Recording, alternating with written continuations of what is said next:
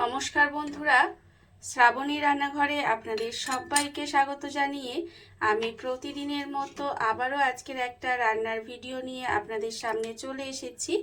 আজকের আমি আপনাদের একদম পাতলাভাবে একটা মাছের ঝোল বানিয়ে দেখাবো ফুলকপি আলু দিয়ে, কিন্তু একটা সিক্রেট মশলা দেওয়ার কারণে এই ঝোলের স্বাদটা কিন্তু অসাধারণ আসবে।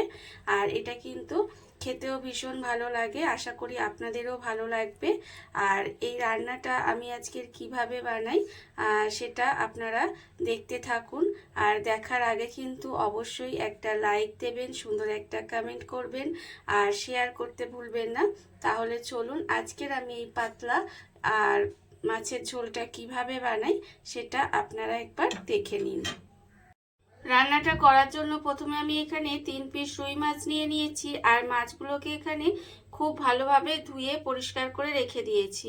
এবারে আমি এর মধ্যে দিয়ে দেব নুন। এখানে কিন্তু প্রথমে নুন দিয়ে দেব আর দেব আমি এখানে হলুদের গুঁড়ো। এখানে কিন্তু অল্প একটু হলুদের গুঁড়ো দিয়ে দিলাম। দিয়ে এবারে মাছের মধ্যে এই নুন হলুদটা খুব ভালোভাবে মাখিয়ে নিতে হবে। প্রথমে কিন্তু মাছের মধ্যে আমি খুব ভালোভাবে নুন হলুদটা মাখিয়ে নেব। দেখুন এইভাবে কিন্তু নুন হলুদটা প্রত্যেকটা মাছের মধ্যে খুব ভালোভাবে মাখিয়ে নিতে হবে। আর আমি প্রতিদিনের মতো আপনাদের একটা কথাই বলবো যে প্লিজ আমার ভিডিওটা আপনারা টেনে টেনে দেখবেন না, পুরো ভিডিওটা দেখুন, আশা করি আপনাদের ভালো লাগবে। দেখুন মাছের মধ্যে কিন্তু আমার এখানে খুব ভালোভাবে নুন হলুদটা মাখানো হয়ে গেছে।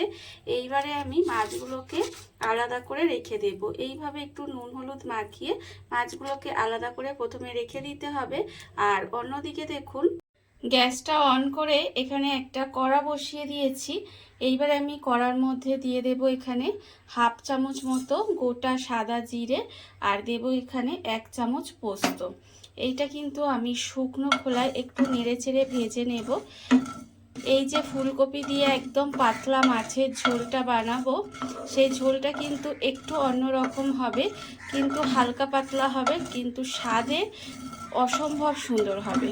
হয়তো খুব একটা কালার হবে না, কারণ এটা কাঁচা লঙ্কা দিয়ে রান্নাটা করব, কিন্তু খেতে ভীষণই ভালো হবে, টেস্টে ভীষণই ভালো হবে। এইভাবে আপনারা একদিন বানিয়ে দেখবেন, আশা করি আপনাদের ভালো লাগবে।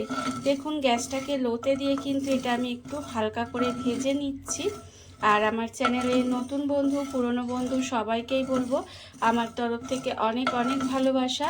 নতুন বন্ধুদের বলছি যদি চ্যানেলটা সাবস্ক্রাইব করেন তাহলে পাশে থাকা বেল বাটনটা অবশ্যই প্রেস করে দেবেন, যাতে আমি যখনই নিত্য নতুন ভিডিওগুলো আপলোড করব সবার প্রথমে আপনাদের কাছে নোটিফিকেশান চলে যায় এবং আপনারা আপনাদের সময় মতো দেখে নিতে পারেন। আর পুরনো বন্ধুদের বলবো এইভাবে আমার পাশে থাকার জন্য, আমাকে এগিয়ে নিয়ে যাওয়ার জন্য আপনাদের অসংখ্য অসংখ্য ধন্যবাদ।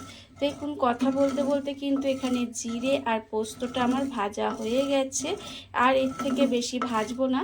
এইবারে এটাকে আমি ঢেলে নেব, ঢেলে আমি একটু শিলে গুঁড়ো করে নেব। আমি এখানে শিলে গুঁড়ো করে নেব, আপনারা চাইলে কিন্তু এটা মিক্সিতেও গুঁড়ো করে নিতে পারেন। জিরে আর পোস্তটা আমি এখানে শুকনো খোলায় ভেজে গুঁড়ো করে নিয়েছি। আর অন্যদিকে দেখুন আবারও কিন্তু গ্যাসটা অন করে কড়াটা বসিয়ে দিয়েছি। এবারে আমি কড়ার মধ্যে দিয়ে দেব সর্ষের তেল।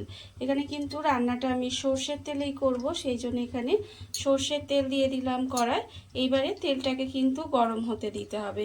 তেলটা আমি এখানে প্রথমে খুব ভালোভাবে গরম করে নেব। তেলটা আমার এখানে খুব ভালোভাবে গরম হয়ে গেছে। এইবারে আমি তেলের মধ্যে দিয়ে দেব অল্প সামান্য একটু নুন। অল্প একটু নুন দিয়ে দিলাম। দিয়ে এবারে মাছগুলোই যে আমি এখানে নুন হলুদ মাখিয়ে রেখেছি সেই মাছগুলো কিন্তু একে একে এর মধ্যে দিয়ে দেব। দিয়ে মাছগুলোকে ভেজে নিতে হবে। আর তেলের মধ্যে প্রথমে যদি নুনটা দিয়ে দেন তাহলে দেখবেন মাছগুলো কড়ায় লেগে যাবে না এবং সুন্দর করে ভাজা হয়ে যাবে। মাছগুলো কিন্তু কড়ার মধ্যে দিয়ে আমি উল্টিয়ে পাল্টে একটু মাছগুলোকে ভেজে নেব। আর খুব বেশি লাল লাল করে কিন্তু মাছগুলো এখানে ভাজবো না, একটু এপিট ওপিট করে হালকা করে মাছগুলোকে ভেজে নিলেই হবে। আমি এইভাবেই কিন্তু মাছগুলোকে উল্টিয়ে পাল্টে একটু হালকা করে ভেজে নেব। মাছটা এখানে আমার হালকা করে ভাজা হয়ে গেছে। মাছটা আমি এখানে উল্টিয়ে পাল্টিয়ে হালকা করে ভেজে নিয়েছি। আর এর থেকে কিন্তু বেশি আমি ভাজবো না। এবারে মাছটাকে আমি আলাদা করে তুলে রেখে দেব। মাছটা কিন্তু এইভাবে প্রথমে হালকা করে একটু ভেজে নেব, তারপরে আলাদা করে তুলে রেখে দেব। তবে আপনারা যদি মাছ লাল লাল করে ভেজে রান্না করতে চান তাহলে কিন্তু সেটাও করতে পারেন। আমি এখানে জাস্ট একটু এপিট ওপিট করে দু পিঠ হালকা করে ভেজে নিয়েছি।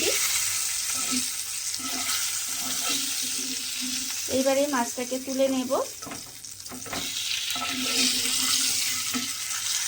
মাছটা আমি এখানে তুলে নিয়েছি। এবার এই তেলের মধ্যে দিয়ে দেব প্রথমে গোটা জিরে। এখানে কিন্তু কালো জিরে ব্যবহার করেছি আমি। কালো জিরে একটু ফোড়ন দিলাম।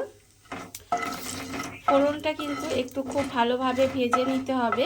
ফোড়নটা যখন ভাজা ভাজা হয়ে যাবে, এখনও ফোড়নটা ভাজতে একটু বাকি আছে, ফোড়নটা কিন্তু অবশ্যই একটু ভালো করে ভেজে নিতে হবে। যখনই একটা সুন্দর গন্ধ বেরোবে ফোড়ন থেকে, তখন কিন্তু আমি এর মধ্যে দিয়ে দেব, এখানে দেব আলু আর ফুলকপি। এখানে কিন্তু আমি একটা আলু রেখে দিয়েছি, সেই আলুটা আমি এখানে দিয়ে দেব। আলুটাকে কিন্তু এইভাবে একটু লম্বা লম্বা করে কেটে রেখেছি, সেই আলুটা আমি এর মধ্যে দিয়ে দিলাম। আর তার সঙ্গে সঙ্গে কিন্তু এখানে ফুলকপিগুলোও আমি দিয়ে দেব। এখানে আমি কয়েকটা ফুলকপির টুকরোকে একটু বড় বড় করে কেটে রেখেছি, সেই ফুলকপির টুকরোগুলো এর মধ্যে দিয়ে দিলাম। দিয়ে এবার এটাকে খুব ভালোভাবে কিন্তু একটু লাল লাল করে ভাজতে দেবো। এইভাবে একটু লাল করে প্রথমে আলু আর ফুলকপিটা ভেজে নিতে হবে। আর আমি যেহেতু বলেছি এখানে একদম পাতলা মাছের ঝোল করবো ফুলকপি দিয়ে, তাই এতে কিন্তু খুব বেশি তেল মশলা ব্যবহার করব না। একদম খুব কম মশলায় কম তেলে রান্নাটা করার চেষ্টা করব। দেখুন আমি কিন্তু এখানে আলু ফুলকপিটা খুব ভালোভাবে ভেজে নিচ্ছি। আর এই সময় কিন্তু আমি একটু ঢাকা দিয়ে দেবো। ঢাকা দিয়ে এই আলু ফুলকপিটাকে একটু ভেজে নেব। আর যতক্ষণ আমি এখানে ভাজছি ততক্ষণ দেখুন অন্যদিকে আরেকটা মশলা রেডি করব। তার জন্য আমি নিয়ে নিয়েছি এখানে একটা মিক্সি জার। মিক্সি জারের মধ্যে কিন্তু এখানে প্রথমে দিয়ে দেব একটু আদা কুচি করে রেখেছি, সেই আদাটা দিয়ে দেব। আর দেব এখানে দুটো কাঁচা লঙ্কা। এই আদা আর কাঁচা লঙ্কার মধ্যে অল্প একটু জল দেব, দিয়ে এটা কিন্তু মশলাটা রেডি করে নিতে হবে। এই মশলাটা আমি এখানে রেডি করে নেব। মশলাটা আমার এখানে রেডি হয়ে গেছে, মশলাটা কিন্তু এখানে রেডি করে নিয়েছি। আর অন্যদিকে দেখুন যে ঢাকা দিয়ে ফুলকপিটা এখানে ভাজতে দিয়েছিলাম, সেটাও কিন্তু এখানে সুন্দর করে ভাজা হয়ে গেছে। এইবারে যে মশলাটা আমি এখানে বানিয়ে নিয়েছি, সেই মশলাটা কিন্তু এর মধ্যে দিয়ে দেব। দেখুন মশলাটা কিন্তু এখানে দিয়ে দিলাম, দিয়ে খুব ভালোভাবে একটু কষিয়ে নেব। মশলাটা দিয়ে কিন্তু একটু ভালোভাবে কষিয়ে নিতে হবে, যাতে কাঁচা যে গন্ধটা সেটা চলে যায়। এইভাবেই কিন্তু গ্যাসটাকে লোতে দিয়ে একটু ভালোভাবে মশলাটা কষিয়ে নেব। যখন দেখবেন পাতলা রিচ মাছের ঝোল খেতে ভালো লাগে না, তখন কিন্তু এইভাবে একটু হালকা একটু অন্যরকম একটু নতুনভাবে কিন্তু মাছের ঝোলটা বানিয়ে দেখবেন। আশা করি এর স্বাদটা আপনাদের ভালোই লাগবে। দেখুন আমি কিন্তু মশলাটাকে একটু কষিয়ে মশলাটা আমি এইভাবে একটু সময় কষিয়ে নিয়েছি। এর ফলে এর যে একটা কাঁচা গন্ধ সেটা চলে গেছে। এইবার আমি এর মধ্যে দিয়ে দেব আন্দাজ মতো নুন, আর দেব আমি এখানে 1 চামচ হলুদের গুঁড়ো। নুন আর হলুদ গুঁড়ো দিয়ে দিলাম। দিয়ে এবার এর মধ্যে অল্প সামান্য একটু জল দিয়ে দেব। জল দিয়ে কিন্তু আবারও মশলাটা খুব ভালোভাবে কষিয়ে নেব। এই মশলাটাও কিন্তু খুব ভালোভাবে কষিয়ে নিতে হবে, একদম তেল ছাড়া পর্যন্ত মশলাটা কিন্তু একটু সময় নিয়ে আমি কষিয়ে নেব। মশলা কিন্তু এখানে কষানো হয়ে গেছে। মশলা আমি এখানে খুব ভালোভাবে কষিয়ে নিয়েছি। আর এই মশলাটা কিন্তু অবশ্যই কষিয়ে নেবেন, না হলে কিন্তু ঝোলের স্বাদটা ভালো আসবে না। দেখুন যেহেতু এখানে খুব বেশি মশলা ব্যবহার করা হয়নি, খুব অল্প মশলা দিয়ে রান্নাটা করা হচ্ছে, সেই জন্য এই কষানোটা কিন্তু মেইন। অবশ্যই এটা কিন্তু একটু সময় নিয়ে কষিয়ে নিতে হবে। আর দেখুন আমার কিন্তু কষানো হয়ে গেছে, তেলটাও ছেড়ে দিয়েছে। এবার আমি এর মধ্যে দিয়ে দেব জল। এখানে কিন্তু যতটা পরিমাণের ঝোলটা বানাবো সেই পরিমাণের জলটা দিয়ে দেব। এখানে একটু এটা ঝোল ঝোল হবে, পাতলা ঝোল হবে, তাই জলটা এখানে বেশি দিলাম। দিয়ে এবার এটাকে একটু ঢাকা দিয়ে দেব। ঢাকা দিয়ে কিন্তু কিছুক্ষণ এইভাবে রান্নাটা হতে দেব, যাতে ফুলকপি আর আলুটা খুব ভালোভাবে সেদ্ধ হয়ে যায়। গ্যাসটাকে লো টু মিডিয়ামে দিয়ে এইভাবে ঢাকা দিয়ে কিছুক্ষণ রান্না হতে দিয়েছিলাম। এর ফলে দেখুন এখানে কিন্তু আমার ফুলকপি আর আলুটা কিন্তু